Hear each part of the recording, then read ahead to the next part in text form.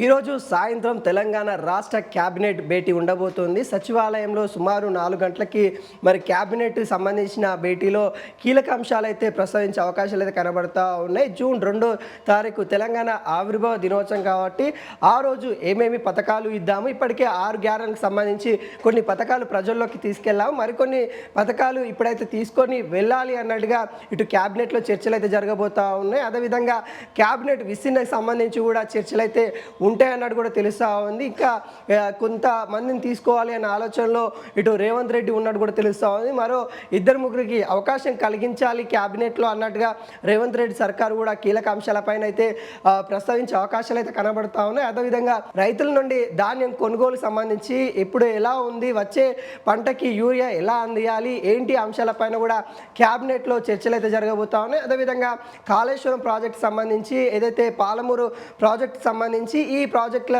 విధి విధానాలు ముందుకు ఎలా తీసుకెళ్ళాలి, ఏ విధంగా మరి రిపేరింగ్ అంటే కాళేశ్వరం సంబంధించిన ప్రాజెక్ట్ రిపేరింగ్ పనులు ఏ విధంగా తీసుకొని వెళ్తే బాగుంటుంది, ఇప్పటికే వాటికి సంబంధించి అదనపు ఏదైతే డబ్బులు ఏవైతే ఖర్చు అవుతా ఉన్నాయో వాటిని ఎక్కడి నుండి స్వీకరించాలి, వీటన్నిటిపైన కూడా క్యాబినెట్లో చర్చలు అయితే జరగబోతూ ఉన్నాయి. ఇంకా ఆర్టీసీ సంబంధించిన కార్మికులకు కూడా జూన్ 1వ తారీఖు నుండి కూడా వేతనాలు పెంచి ఇవ్వాలి కాబట్టి వాటికి సంబంధించి కూడా కొంత చర్చలు అయితే జరుగుతాయి అన్నట్టు కూడా తెలుస్తూ ఉంది. అయితే ఈ క్యాబినెట్ తర్వాత అంటే క్యాబినెట్ భేటీ తర్వాత తెలంగాణ ప్రజలకి కొంత గుడ్ న్యూస్ అయితే ఉండే అవకాశాలు అయితే కనబడతా ఉంది. ఎందుకంటే ఇప్పటికే 2 లక్షల మందికి మరి కొత్తగా మరి పెన్షన్లు ఇవ్వాలి అనే ఆలోచనలో ప్రభుత్వం అయితే ఉంది. దానికి సంబంధించి కూడా ఇప్పటికే అధికారులు అయితే కృషి చేస్తూ ఉన్నారు. అధికారుల నుండి కూడా ఈ అంశాల నుండి రిపోర్ట్ తెప్పించుకునే అవకాశాలు అయితే ఉన్నాయి. ఎంతమంది అప్లికేషన్ పెట్టుకున్నారు, దాంట్లో మనం ఎంతమందికి ఇవ్వాల్సి ఉంటుంది, దానికి ఎంత బడ్జెట్ కావాల్సి ఉంటుంది అనేది కూడా ఒక చర్చకైతే వచ్చే అవకాశాలు అయితే ఉంది. అదేవిధంగా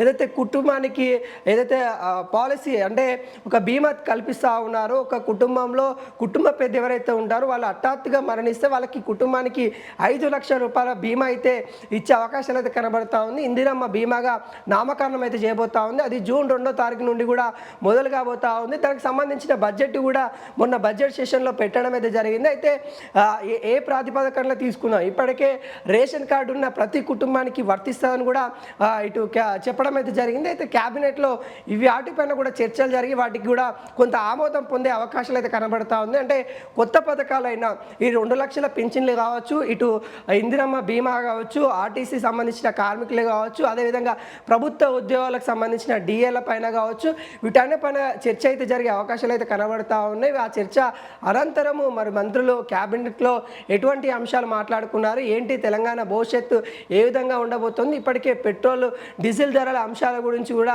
అటు కేంద్ర ప్రభుత్వం కొన్ని గైడ్లైన్స్ అయితే ఇస్తూ ఉంది. ఆ గైడ్లైన్స్ పైన రాష్ట్ర ప్రజలు ఏ విధంగా వెళ్ళాలి, మన రాష్ట్ర ప్రభుత్వం ఎటువంటి కీలక నిర్ణయాలు తీసుకోవాలనే అంశాలపైన కూడా చర్చ జరిగే నేపథ్యం అయితే కనబడతా ఉంది. ఇంకొక అంశం ఏదైతే మందు బాబులకు సంబంధించి కూడా అంశం ప్రస్తావించే అవకాశాలు అయితే ఉన్నాయి.